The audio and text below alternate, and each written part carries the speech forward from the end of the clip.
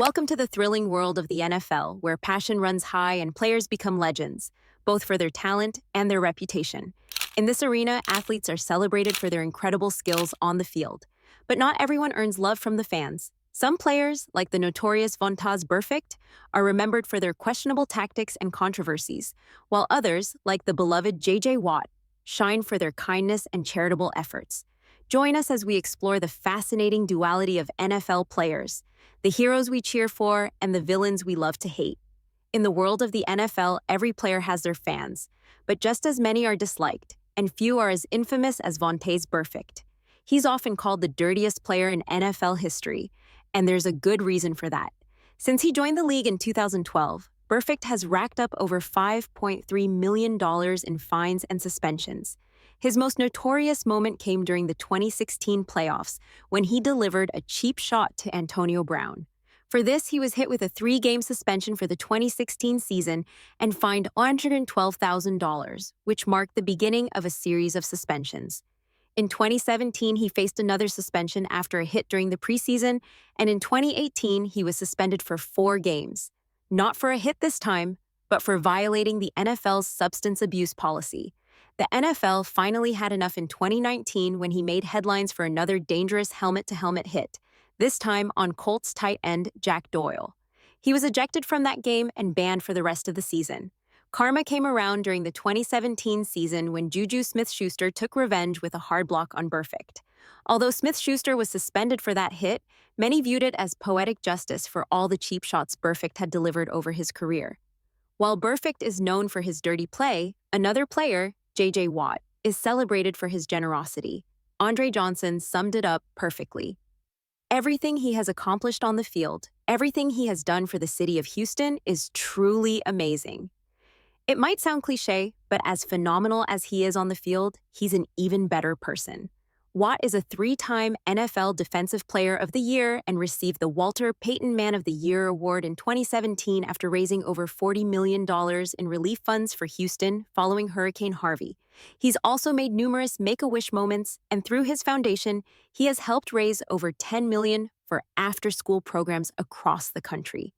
It takes a truly special player to have their opponents pay tribute when they retire.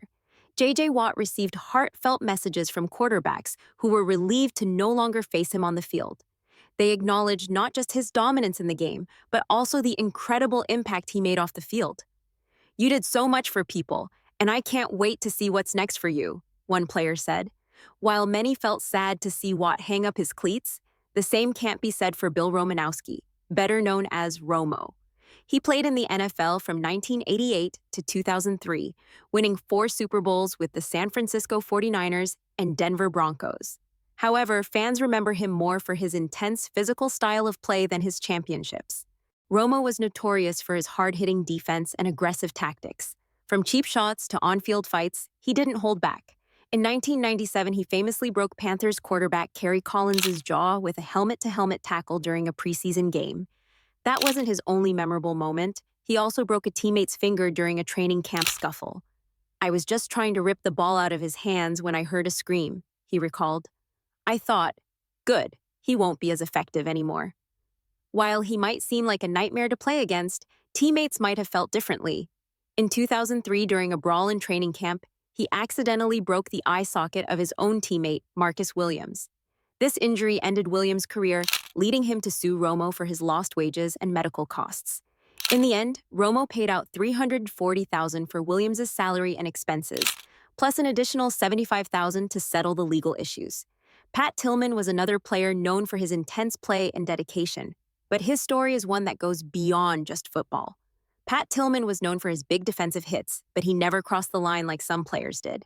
Drafted in the 7th round in 1997, he earned his spot on the Arizona Cardinals with his tough style of play. A former teammate said, "Pat started making plays that helped us win games, and his energy was contagious."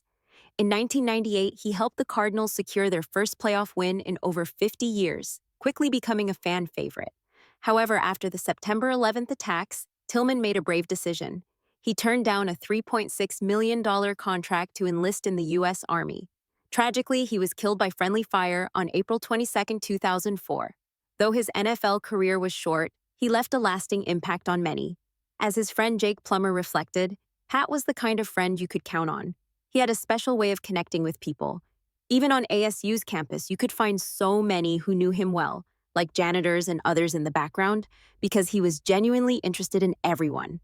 In contrast, Richie Incognito was a player who stirred up controversy. Known for being an excellent offensive lineman in college and the NFL, he struggled to stay out of trouble.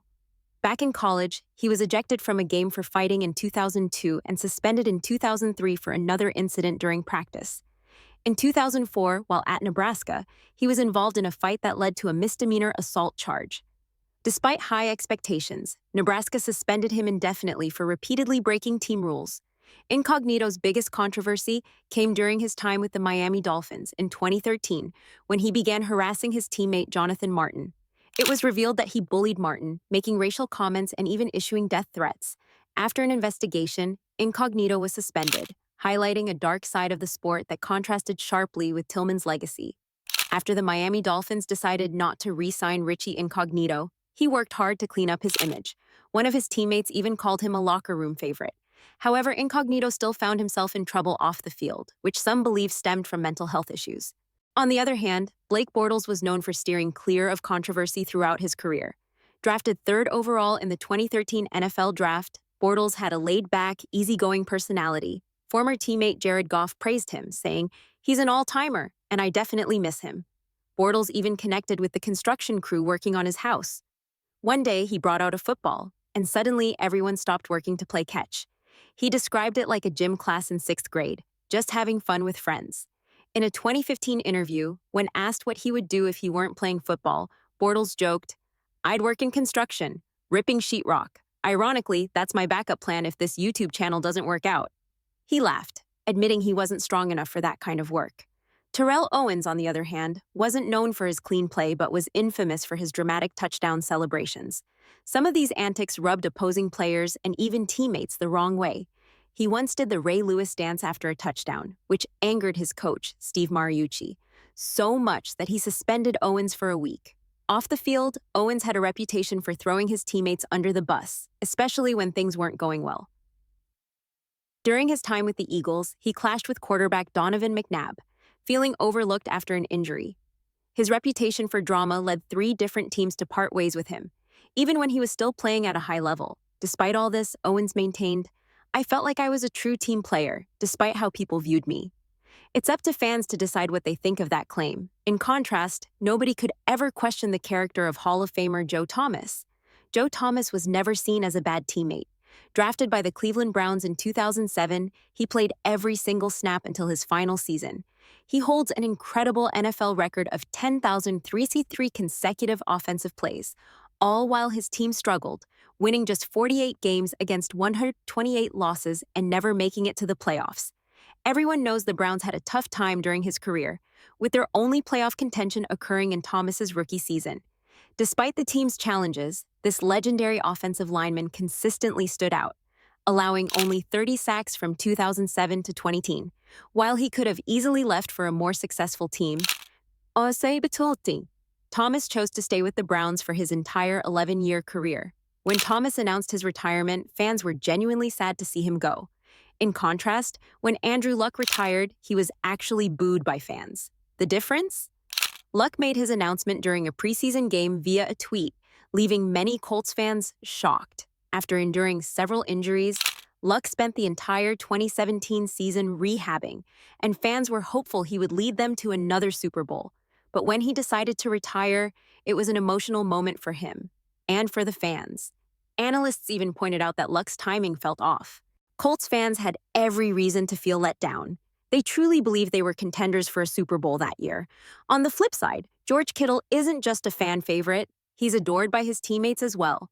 Known for his incredible skills on the field and his golden retriever-like personality, Kittle's joyful attitude makes it easy to see why he's so well-loved. George Kittle brings so much joy to the game, it's no wonder even the players he blocks seem to enjoy mixing it up with him. He has a way of connecting with everyone he meets. Off the field, Kittle's likability shines through. He once bought over 150 tickets for National Guard members to attend a game and was even nominated for the NFL's Salute to Service Award in 2014. In stark contrast, we have Ndamukong Suh. Throughout his NFL career, Sua has racked up over $200,000 in fines for his dirty plays and unnecessary roughness. Some of his most notorious moments have come against Packers players. In 2011, he was suspended for stomping on Evan Dietrich Smith during a Thanksgiving game. Then in 2014, he seemed to intentionally step on Aaron Rodgers' legs after the whistle. It's no surprise he's not well liked among his peers, especially after his low block against the Vikings in 2013. On the other hand, it's hard to find anyone who dislikes Ryan Fitzpatrick. Before becoming a beloved analyst for Thursday Night Football, Fitzmagic was an NFL journeyman, playing for 9 different teams over 17 years. He delivered unforgettable moments, like throwing a pass with his helmet completely sideways or wearing Deshaun Jackson's clothes at a press conference. When asked about his journey, he humbly said, "We've got to handle success and not change who we are." His favorite stint seems to be with the Buffalo Bills. In 2022, he returned for a home playoff game, spotted shirtless among the fans, celebrating their victory. Fitzmagic's charm and antics have made him a fan favorite. Unfortunately, the same can't be said for quarterback Tom Brady. Over the years, many fans developed a strong dislike for Brady, largely due to his incredible success on the field. As we wrap up our journey through the NFL's most celebrated and controversial figures, it's clear that the league is as much about character as it is about competition. From Walter Payton's humanitarian spirit to Tom Brady's polarizing legacy, these players have left indelible marks on both the field and our hearts. Whether they're adored or despised, each story reminds us that in the world of sports, it's not just about the game, it's about the people behind the helmets. So who do you admire and who do you love to boo? The beauty of the NFL lies in these stories, and we can't wait to see how they continue to unfold.